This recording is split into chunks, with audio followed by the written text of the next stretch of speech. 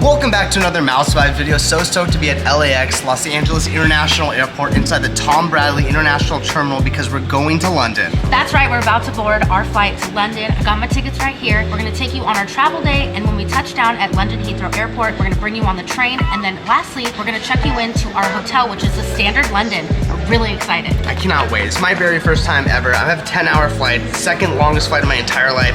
Not looking forward to that at all. But once we get down, we're gonna have fish and chips. We're gonna see every single pub. Let's go to London right now. Let's go to London. We're over here in the Tom Bradley area of the International Airport, and this area is so nice. There's so many high-end stores like Fred Segal and Gucci, and these are stores that are a little bit out of my price range. Honestly, I just walked by like, oh, that's awesome. We headed over to Santa Monica Brewworks to grab a beer before our flight. Goodbye, Los Angeles. This whole time, because we're a part of like the Delta Club, we're like, oh my God, we're gonna go to the new Delta Sky Lounge, and it's not even in this terminal, so that was a rookie mistake on our end, but we got to go to this cool bar, so it was fine.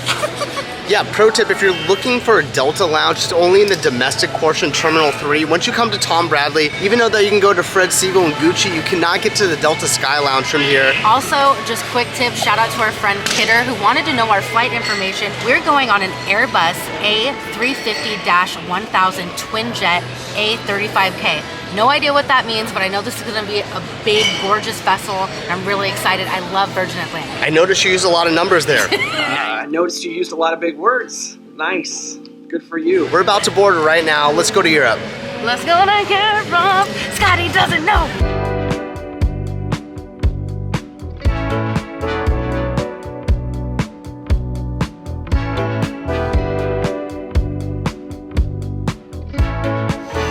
All right, here we go. This is a Virgin flight. Look at these lights. No, it's like a rain. This is a Raven Sky. Thank you. How are you? That's a B62G. If you just cut through and take a right. Thank you so much. All right, here we go.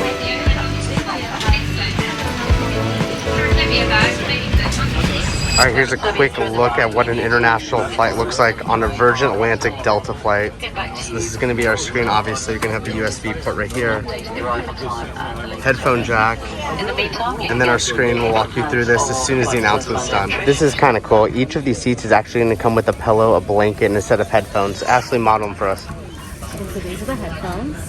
Which look like they're probably a 3 at best, but so good. They look very 90s. So just a basic red blanket, because it's already pretty chilly on the flight. At least it matches the theme, right? Yeah. Virgin Atlantic, baby. I wish it lit up. And this is just a little pillow. Is that microfiber or? I don't know. But these screens are really nice.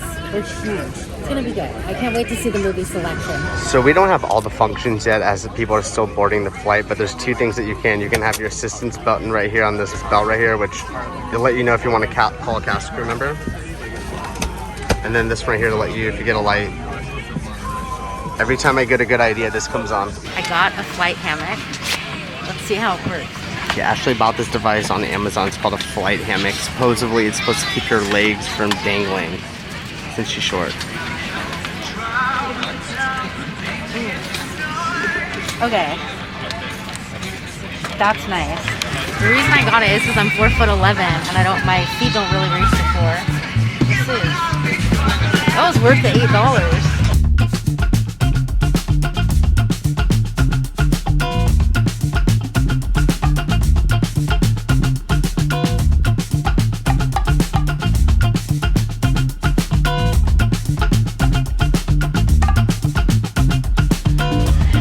Alright, that's what a 10.5-hour flight looks like. We're in Heathrow. We've just touched down in London for our very first time. Honestly, the flight wasn't too bad. I expected it to be much worse. I basically slept through the night. Yeah, the flight wasn't that bad. For some reason, I was under the assumption that like international planes in basic economy, like the seats were a little bit bigger. It was a bit crammed, but Virgin Atlantic was really awesome, and I loved the lights in the plane. I like really loved the like purple hue tones, which is so random, but you know, I love a good lighting. Yeah, Ashley picked 2 aisle seats for convenience so we both could get up whenever we wanted to, but we didn't think about how tricky it would be to film. I'm trying to film this on my own. So we didn't really get the best footage. Ashley made a friend on the plane. I normally never yap people's ears off on the plane, but I wanted to shout out my new friend Johan, who is actually out here from Wales studying abroad at Cal State Fullerton. Go Titans! And he told me that Disneyland Paris is awesome, so I'm really excited to go over to Disneyland Paris, and he actually subscribed to our YouTube channel on the flight. So I hope you're watching this. It was really lovely to meet you. Besides the flight being an eternity, we actually were served 2 meals, a dinner and then a breakfast. I didn't really like my meal at all. The dinner was terrible for me. I got the vegetarian tortellini, and then I didn't even touch the breakfast this morning. I was too anxious to get here. I actually really liked my dinner. I got the buttered chicken with rice that you guys can see. It was actually really good. I was clearly hungry. For airplane food, that buttered chicken and rice was not bad at all. It was actually pretty bomb. The breakfast was whole milk yogurt, and I didn't eat majority of it because I thought I was gonna die. The coffee was great, the service was really good. I thought the flight was a decent experience. That was just the first leg of our entire journey. So now that we're here, we have to figure out how to use the tube and get to our next spot, which is gonna be Paddington, and then there we're gonna have to figure out an Uber or a bus situation to get to our hotel, which is the Standard London. Okay, you guys, the biggest and most important thing that happened with us landing in London Heathrow is we have both of our pieces of luggage. The travel gods graced us. So let's go find our train and let's go to Paddington. Just heads up, you guys, I booked our train tickets to Paddington from London Heathrow 2 months ago. Book it ahead of time, that's what everyone told me to do, and I added them to my Apple Wallet, so hopefully this is gonna be a seamless transition going from the airport to the train station. So if you don't buy your train tickets ahead, you can actually get them right here, right before the entrance. But I already got them. Let's go.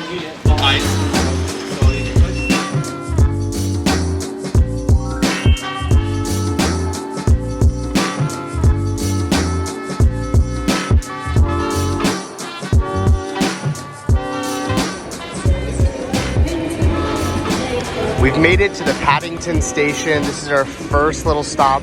Now we have to try to find an Uber through here, but how cool is this train station? I'm freezing. It is so cold. I thought I'd be warm enough landing, and I'm freezing right now. Oh my God. We're looking for platform 9 3/4. And look who we found! Ashley's mother's here, Roxanne. So Ashley's mom has actually been touring Europe, so we're getting a little rendezvous, a little vacation. All right, we just got out of our first Uber here. So we hit the train, got an Uber, and our hotel's right across the street. Yeah, and our Uber from Paddington to our standard hotel was only about $10 American, which was like pretty insane. And poor Nick, every Uber driver in a different country drives like this. You're gonna feel car sick all week, babe. I'm sorry. I cannot travel well at all. Car rides, planes, even on the train over here, I was a bit sick. So we're gonna get used to this. Let's go check into our hotel room, the Standard, take a shower, and get ready. Welcome to the Standard London. We decided to stay here because it's directly across from the famous King's Cross train station and was a super convenient location, on top of the rooms being bigger than other hotels in our search. Here are some things that also made us interested in this hotel. This building was originally built in 1974 as a council building and has now been reimagined as the Standard London. Every other potential buyer for this building had plans to decimate it, and the Standard decided to keep it. The building has 1,043 doors, 695 windows, and 39 different room designs, with the main theme of the hotel being 70s retro style. The library lounge is super cute and equipped with places to curl up with a coffee to catch up on your reading, and at night, it transforms into a buzzy lounge with cocktails and a sound studio. The rooftop has some of the best views of London and is the perfect backdrop as you have a custom Standard London cocktail. But what really sealed the deal for us is that there's an original Banksy on the southwest corner of this hotel, and that was just super cool to us. Shout out to George at the front desk of the Standard. He just upgraded us to the King of Kings suite. He was just really good vibes, and he's like, what do you guys do? I'm like, oh, we're here vlogging and vacationing. He's like, well, you need the best room with the best view, so let's go check it out. Okay, how cool is this carpet? I just want to point out one of the coolest little Easter eggs. There's all these different patterns, but look at this one right here. It's in the shape of California, and it's a little Easter egg to some of our favorite movies.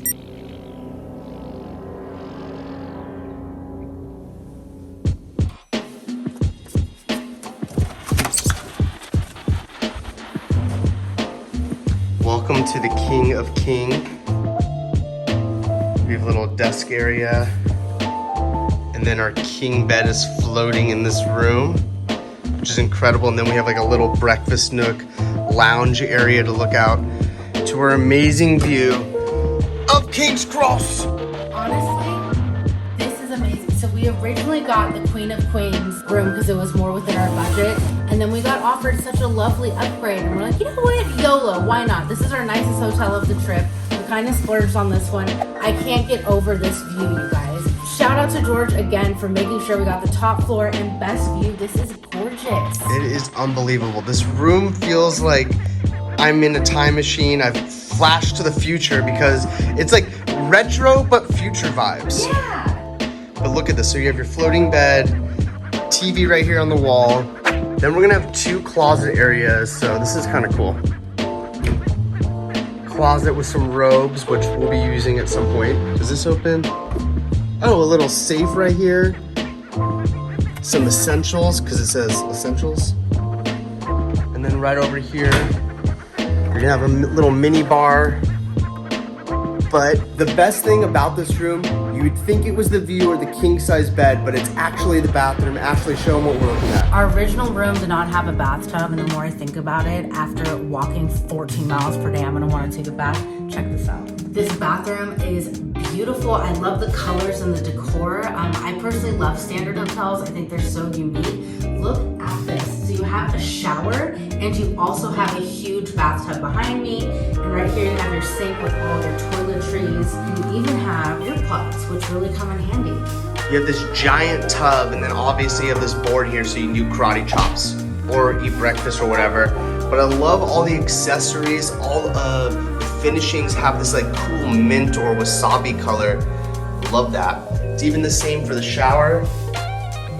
And even for the shower head over here. How cool is that? Oh, and it has a wand! So you can do 2 things at the same time.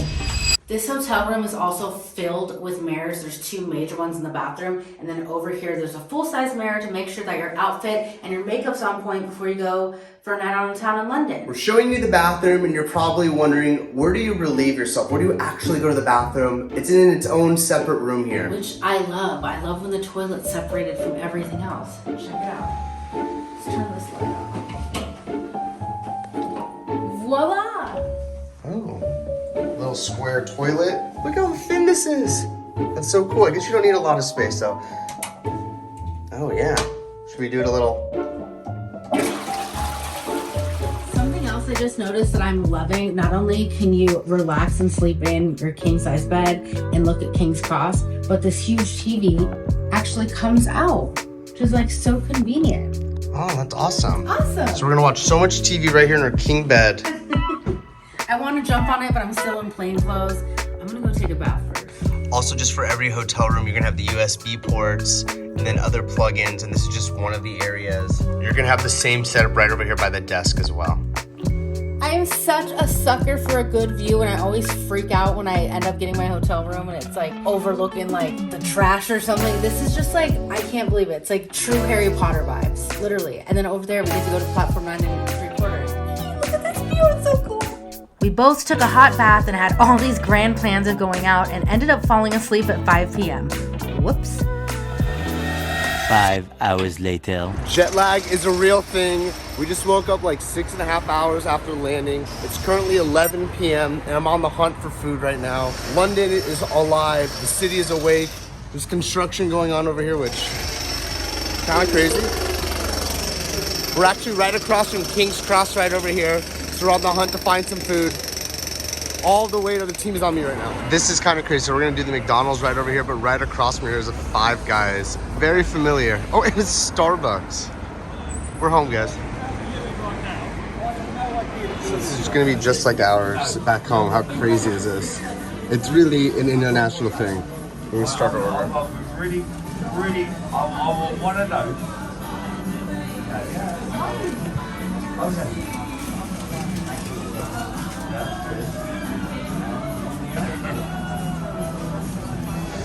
They have a thing called the Big Tasty. Okay, and McCrisp. All these have little different name changes. That's cool. A triple cheeseburger, a vegetable deluxe. All right, that was super easy. The bag is secured. I got a little bit of McDonald's. That was easy. It's just like back home. Something I was able to navigate flawlessly, I might add. So now we're gonna head over to see Ashley. She's inside the Standard Hotel, getting a little sleep. About to surprise her with a little bit of arches. I'm loving it. She's beauty and she's great. She's up, guys. We have a little bit of McDonald's, a little bit of comfort food. Oh my god, pardon my appearance, guys. Full transparency, we did the opposite of what everybody told us not to. My mom was like, do not fall asleep. Make sure you go to bed a bit later. And the second Nick and I showered, our jet lag hit us in the face and we zonked down. I'm hoping that I can go back to sleep so I can wake up tomorrow. But we haven't eaten, so. I got all the items here are so different. One of them is a new item called a Big Tasty. A Big Tasty? Yeah. Yeah, we try to try McDonald's in every country and it was so good in Tokyo, so let's try it here. Okay, which one's the Big Tasty? Can I try that? Keep going, yeah. So I got you a 1/4 pounder of cheese, which is interesting because it says on the box, I've never noticed that. Oh, you just changed it, sorry. Oh, sorry. No, you're fine. It says 100% British and Irish beef. British Irish beef. British beef? Okay. And so that's the Big Tasty, I guess? Or is that a chicken sandwich? This is a chicken sandwich. So that's the last item in there. Oh, okay. Should I try the Big Taste? Oh, look Yeah, at this. it's a Big Tasty. Look at this box. It even says it, Big Tasty. Unwrap it, baby. Oh! All hail the Big Tasty. Okay, let's try this. It's big and tasty, all right. I was gonna say, they're on brand. And you would think that would take the place of the Big Mac? No, they still have the Big Mac. This is bomb. Again. No napkins, but I say this every time. It's not greasy. First McDonald's experience outside of Tokyo that it's not greasy, because at home it's greasy. This isn't greasy at all. It's actually really nice. Don't judge me. Now I'm going to try another one.